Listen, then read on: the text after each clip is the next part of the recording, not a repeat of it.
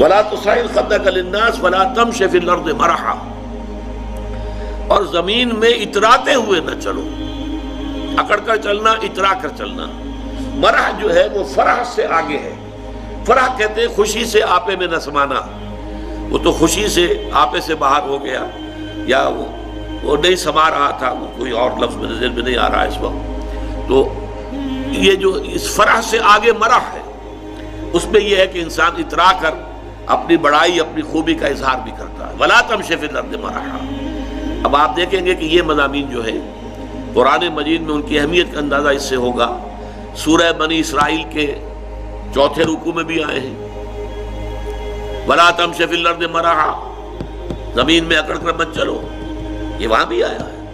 اسی طریقے سے اور دوسرے مقامات پر سورہ الفرقان کے آخری رکوع میں بھی آیا ہے، وعباد الرحمن الذین یمشون علی الارض ہونا، اللہ کے نیک بندے تو وہ ہیں جو زمین پر چلتے ہیں تو آہستگی کے ساتھ چلتے ہیں، وہ زور سے قدم مار کر نہیں چلتے، گردن اکڑ کر نہیں چلتے، گردن اکڑا کر نہیں چلتے، اور گردن بھی اکڑی ہوئی ہو اور سر کے اوپر ایک جو ہے صافہ، اس کا ترا بھی جو ہے وہ بڑا اونچا کر لیا گیا، تو اس سے کیا ہوتا ہے؟ انک لن تخرق الارض ولن تبلغ الجبال طولا، تم کتنے ہی زور سے پاؤں مار کر چلو گے ہماری زمین کو پھاڑ نہیں سکتے، اور کتنی ہی گردن اکڑا لو اور کتنا ہی ترا چڑھا لو، پہاڑوں کی بلندی تک تو نہیں پہنچ سکتے۔ تو یہ در حقیقت مضمون بہت اہم ہے، متعدد مقامات پر آیا ہے، اور سورۃ الفرقان کا جو آخری رکوع ہے وہ تو ہمارے منتخب نصاب میں ہے، اور وہ تفصیل سے ہم پڑھیں گے۔ تو ولا تصعر خدك للناس ولا تمش في الارض مرحا ان اللہ لا يحب كل مختال فخور، یقیناً اللہ تعالیٰ کو بالکل پسند نہیں ہے جو اکڑ کر چلنے والے ہیں اور شیخی خورے ہیں۔ مختال کا لفظ بڑا پیارا ہے، یہ خیل سے بنا ہے۔ خیل جو ہے اعلیٰ نسل کا گھوڑا، بہت اونچی جس کی پیڈگری ہو، اگر آپ اس کی چال دیکھیں گے، اس کی چال میں ایک تمکنت ہوتی ہے۔ جب انسان اپنی چال میں یہی تمکنت اختیار کرتا ہے تو یہ اختیال ہے، گویا کہ خیل کا سا انداز اختیار کرنا اپنے چلنے میں، خیل سے باب افتعال بنا اختیال، تو اللہ تعالیٰ کو بالکل پسند نہیں ہے۔ کل مختال فخور، فخر کرنے والے، اپنی نیکیوں پر، اپنی دولت پر بھی فخر ہوتا ہے، لیکن اپنی نیکی پر بھی ہوتا ہے، اپنے علم پر بھی ہوتا ہے، اللہ بچائے، اپنی عبادت پر بھی ہوتا ہے، اللہ تعالیٰ اس سے اپنے حفظ و امان میں رکھے۔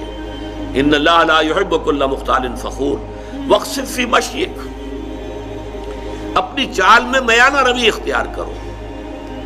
یہ چال سے مراد یہاں پر صرف چلنا نہیں ہے، بلکہ پوری زندگی میں روش جسے ہم کہتے ہیں، اپنی روش میں۔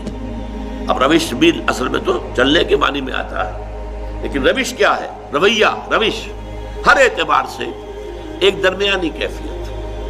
والقصد فی الفقر والغنا، حضور نے فرمایا ایک حدیث میں کہ مجھے میرے پروردگار نے 9 باتوں کا حکم دیا ہے، ان میں سے ایک یہ بھی ہے کہ چاہے تنگی ہو اور چاہے کشادگی ہو، کافی مال موجود ہو، ہر حال میں اقتصاد، قصد، درمیانی راستہ اختیار کرنا۔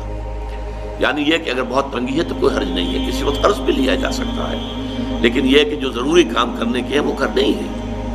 اور اگر زیادہ دولت آ گئی ہے تو بہت زیادہ کھل کھیلنے کی ضرورت نہیں ہے، اس میں بھی یہ ہے کہ محتاط انسان جو ہے وہ خرچ کرے، صحیح جگہ پر خرچ کرے۔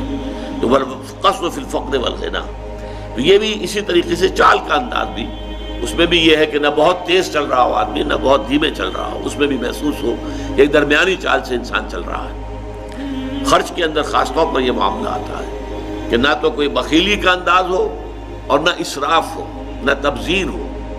اسراف سے تبذیر اور زیادہ بری شے ہے۔